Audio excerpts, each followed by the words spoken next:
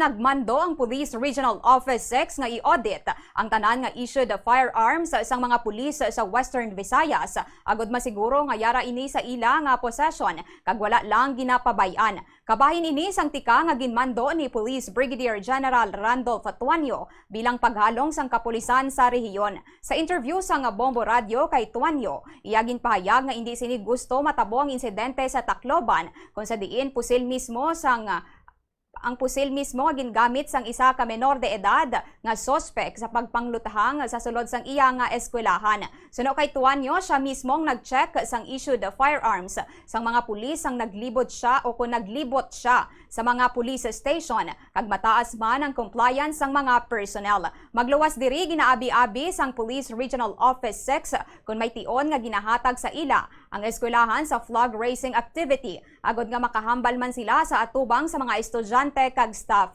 Importante suno kay Tuanyo nga may yara sang muscle memory o kung matandaan gilayon kung anong himuon sa tion nga may mga kinagamo sa mga eskwelahan. Nahibaluan nga una naman nagmando ang direktor sa tanan nga police units sa rehiyon nga ipabilin ang presensya sa gwa sa mga eskwelahan, pabaskugon ang koordinasyon sa mga otoridad sa bulutuan kag local government units kag i-address gilayon kung may problema sa kalinong kag katawhay. Kausap po mga ilang principal dito sa Iloilo City na binibigyan nila ng 5 to 10 minutes yung mga pulis po na magsalita po, kaugnay po ng mga bagay na tungkol sa peace and order. Halimbawa, ang gusto ko din yung muscle memory. Kaugnay halimbawa ng kagulo, ano ba yung gagawin ng mga estudyante, ano ang gagawin ng mga guro, ano mga teacher po. Pangalawa, personal po ako na umikot sa ating mga ilang mga police stations. Sinecheck ko po yung mga issued firearms. At sinisigurado ko po na yung issued firearms sa Philippine National Police sa aming mga miyembro ay nasa kanila po mga possession. Nakikita natin na mataas ang compliance ng ating mga kapulisan police. Pero ito tayo magpapatuloy.